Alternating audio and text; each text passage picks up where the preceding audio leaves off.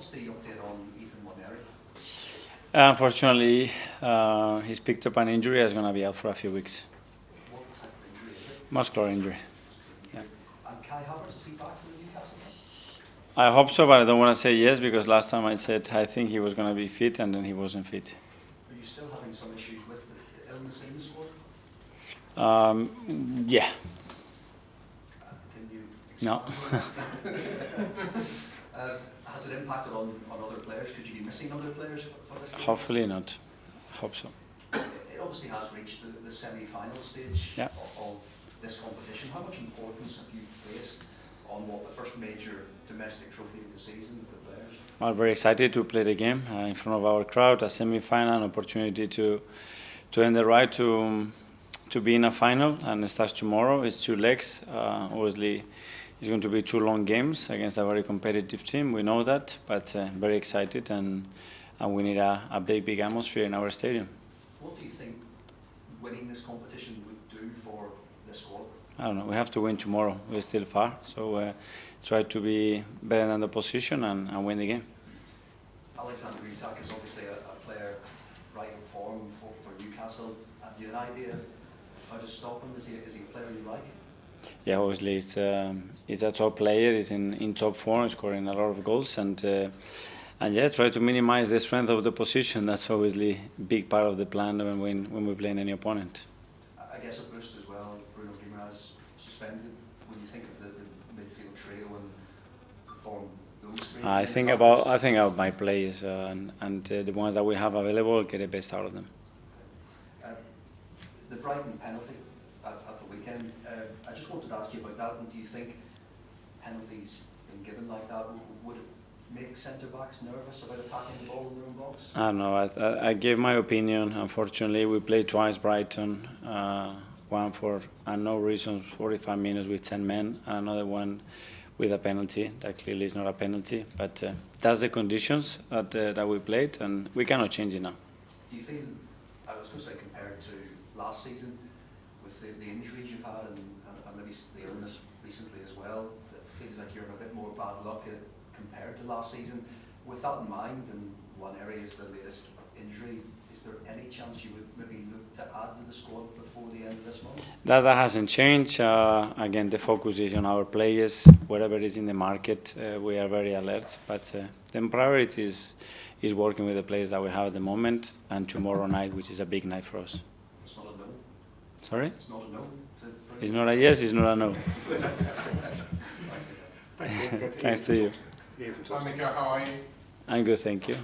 Injuries, illness, suspensions, Semi-final, positive things. Let's go. Yeah, let's go. But it's not snowing today. It's not snowing today. Yeah. Good. But it's over 2 legs. The number of games we have should this be like every other cup competition, really? Just 1 game. It doesn't matter. 2 beautiful games to play. But in your opinion, it would be 1 game that you could lose. My opinion doesn't count, unfortunately. So we have 2.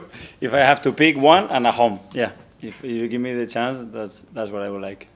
Newcastle have been a difficult team for you to play against recently. They're on a really good run of form at the moment. What has Eddie Howe done differently over the last month or so? I don't know. That's a question for him. It's a tough opponent for everybody because they are a really good side. They are really well coached. They have really good individual players. The same as it's difficult to play against us. Just 2 final ones on referees. First of all, VAR. We're now going to, during these semi-finals, actually hear what the referee says.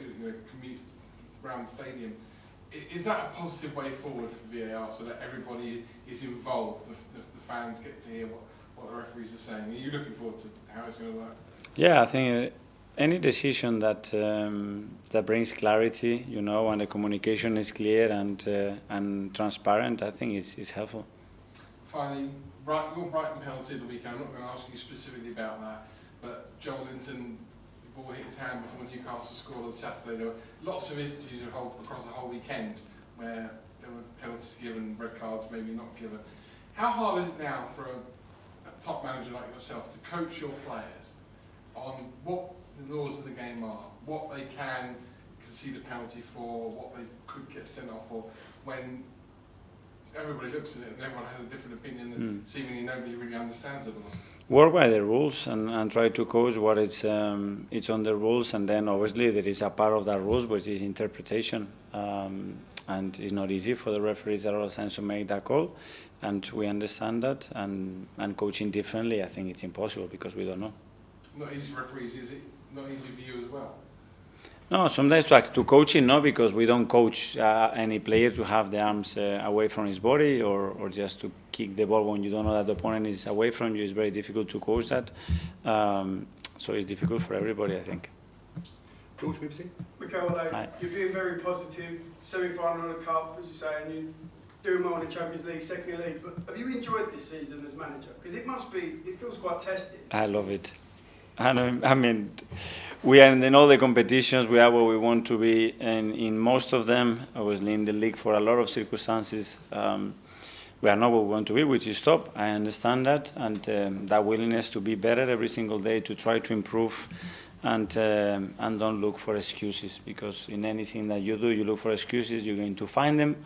These are challenges, these are situations that we are facing, and we are trying to do the very best to overcome them and still be a really good team. How do the players feel about what's going on? Because it feels like every press conference we're going to, we're asking you about another injury.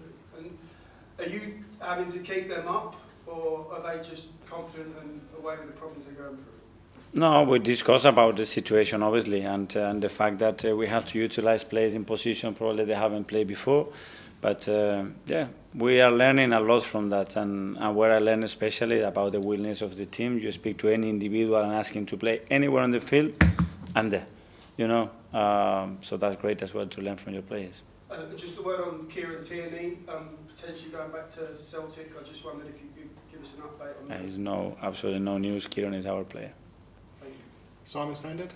Mikel, just on the injuries, can you remember a run like this since you've been here?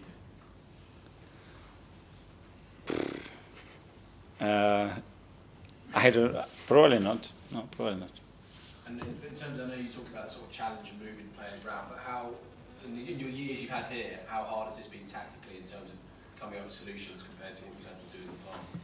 Again, a very good learning process. Not only tactically, it's preparation, training with very few players. Today we had 7-8 players with us just to fill the squad, which is unknown. But yeah, it's a way to learn as well. So this is how I take it. I cannot change it. So let's take the things that we can get out from them to be better. And could I ask you one on Mikel Moreno? How do you feel his sort of adaptation to the team is going? How much more do you feel there is to come from him in that role? Yeah, I think the last 2 weeks he's made a big stride there. Obviously, he had more continuity, more minutes. Physically, he's in a much better place.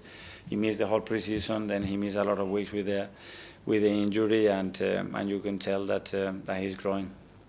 Tom, Football London. Hi, Mikel. Hi. Two-legged semi-final. How does the preparation for a game change when you know you've got an away fixture following a home one in quick succession? Well, similar to the Champions League, but the aim is always to win the game, to be better than your position, and then the right to win the game, and that's not going to change because we have a lot of games. And just one on January quickly. The threshold for Arsenal to sign a player is rightfully very high. But when in January you have to be quite reactive, does that threshold loosen at all? In terms of the quality of the level? Yeah, in terms of like what you move for in terms of a player. Hopefully not, you know, because we set very high standards, and we really want to have only players here where they are coming from the academy, or we have to sign those players to really elevate and impact the team. Otherwise, I think bringing bodies, it doesn't help us. Jordan, Athletic. Mikel, you've spoken about the importance of the Emirates creating memorable nights, creating that atmosphere that you've always wanted.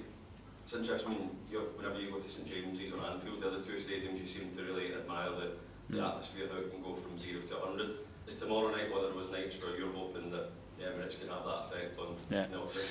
But I admire the Emirates the most, 100%. You know, the way we can feel at the Emirates with our people is incredible, and I'm very positive that tomorrow we're going to create a big one against a really good opposition in the semi-final of the Cup that we want to win. So let's go for it. You had 9 games in January this year. I think it was only 3 last year. No winter break obviously this time. We all know how well he's came back from Dubai last year. Do you think that was a mistake in the scheduling not to have it this year? Well, certainly it would have helped, I think, every team and especially the players. Because we are putting more games in the back of 2 seasons that they've been as well really high in terms of numbers and demands to the players. But we knew from the start, that if you are in every competition, you're going to get that break, and that's how we prepare it as well.